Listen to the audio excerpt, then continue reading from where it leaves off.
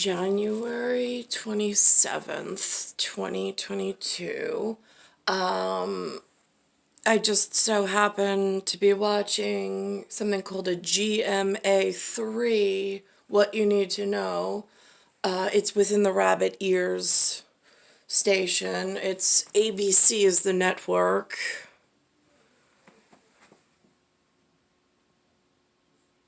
And it says it's I'm sorry. It is Holocaust Remembrance Day. There's a couple, not necessarily my family. I don't know how distant of relatives they could be or they aren't. I don't know. And then here we are.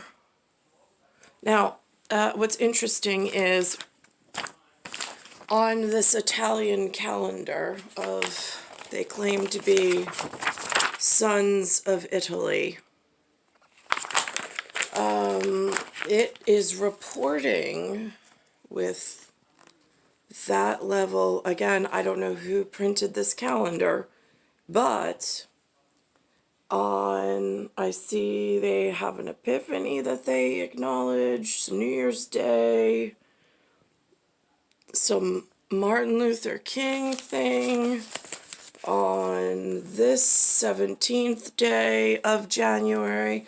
And look, over here, I don't see on the 27th, because that's what today is, I don't see anything about Holocaust remembrance anywhere on appreciating one's ancestry and the victims of prior wars. I also don't see anything on the calendar that acknowledges what wars were fought and who the victims were, who the evildoers were. Here we are, Boys Town. There's another type of calendar, this one without a flag, but within the United States of North America. It says Boys Town, says the 22nd, and then look at that, on the 27th, again, it has no remembrance at all of the victims of World War II, of the Holocaust. But it certainly has this date with a full moon on it on this calendar. The other one didn't even have that.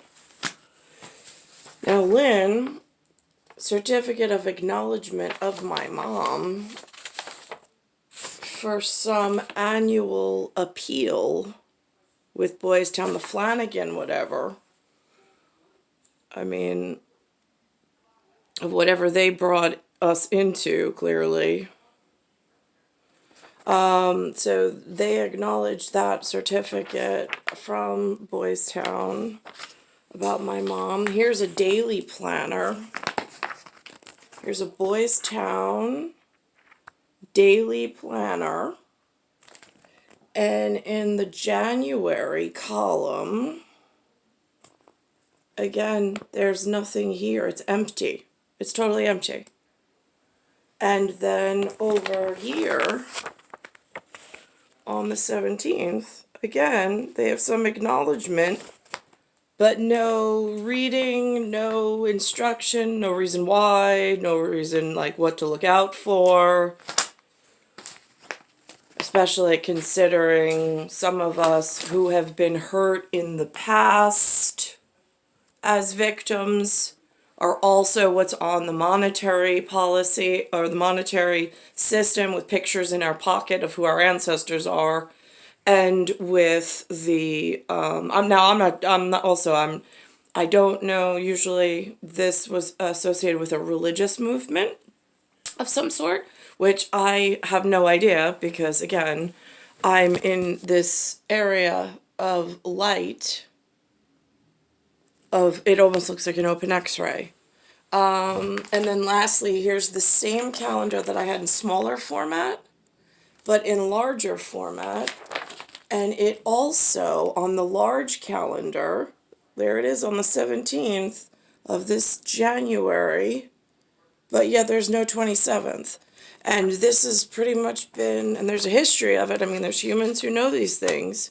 I don't know if they know why these things exist, but This message on the TV today, this Remembrance Day, I have never heard of it. Like, it's not a reoccurring thing on the calendar in order to celebrate or to bring to the forefront of, now what's that all about? I mean, I know that they went through a traumatic world event. I've been made aware of that. We do not know the reasons surrounding that trauma that they suffered. There's been no scholars, no historians, no educated, no learned, no anybody who's been in our lives in New York that have spoken of the trauma that they sustained in a intelligent manner of why it happened to them and who was responsible and what is currently going on in quiet and dangerous places that are causing this level of effect. Well, there's some form of, I don't know where the management is. If your management goes, this gets really scary. I don't even want to go down that route of possibility. So here's the words that the 5 siblings and 2 parents in the Holocaust. And it says through she's NBA. The most positive person. She's the first one to laugh and smile. It says that his father. Even $400 cream. All the way from Auschwitz to America's professional basketball courts. Take a look. Here's Johnson. Off to Grunfeld, got the clear shot, and he hits it. Yeah, I started writing my family story in business school because I always grew up feeling Basketball the looked different back then. Had on my family. My dad came to the United States when he was 9 years old, had never touched a basketball, didn't speak a word of English. Roughly a decade later, he was standing on top of the Olympic podium as a gold medalist for the United States. Now that's really nice. My dad came over when he was 7, and it was like he was thrown into public school, or actually private school, Delahanty, and then, I don't know what happened. He never made it to basketball. He's not tall enough, I don't believe. And my life did not turn out in any way that it was prepared for or supposed to be, for certain. So growing up and knowing that history, it always meant the world to me. And as I got older, as I understood it even better, it really became my dream to tell it. My dad, Ernie Grunfeld, is very well known in the game of basketball and in the world of sports. I've never heard of him before, but again, that's not unusual because I don't follow sports. I don't follow hockey. I don't follow basketball. I don't follow football. I don't follow soccer. I don't know these things. I certainly don't know rugby, polo, golf. Sports has not been something that's been like a regular feature in my life at all. There's been no purpose for it. But few people know about his background, that he's the only player in NBA history whose parents survived the Holocaust. Holocaust Remembrance Day is such an important day for my family, to remember those who passed away, but also to remind people about the Holocaust so they never forget. I learned from my grandmother, she's a Holocaust survivor. She lost 5 siblings and 2 parents in the Holocaust, but she's the most positive person. She's the first one to look. There's ancestry somewhere in history, in a larger construct of can get one story, right? Because there's a place that's been damaged and it's scary. One to laugh and smile and tell a joke, and life is that way. It's joy and pain, and it's tragedy and triumph.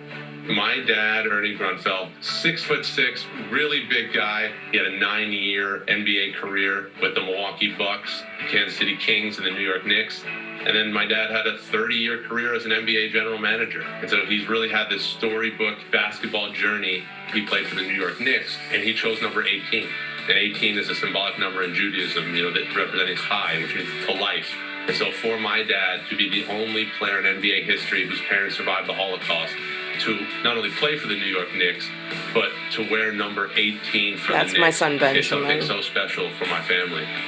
basketball was absolutely a place of healing for my dad. And my book is called By the Grace of the Game for a reason. It's not that he concealed this story, but it's hard to talk about. You know, basketball is wins and losses, but this story is life and death. I'm so proud of everything my dad has accomplished, and so to see him have such amazing success in the NBA as the son of Holocaust survivors, I mean, for me as his son, I couldn't be prouder. You know, his parents. That's nice. My father and I don't have the same relationship. Neither does myself or my mother. And I don't want my family compared to other families. We have a different whatever that we were thrust into, like open x-ray machine kind of a thing that other people don't even talk about or don't even know, in some continuance of evil from wherever the Holocaust was to new lands and new projects that a lot of people are involved in making sure it came to light.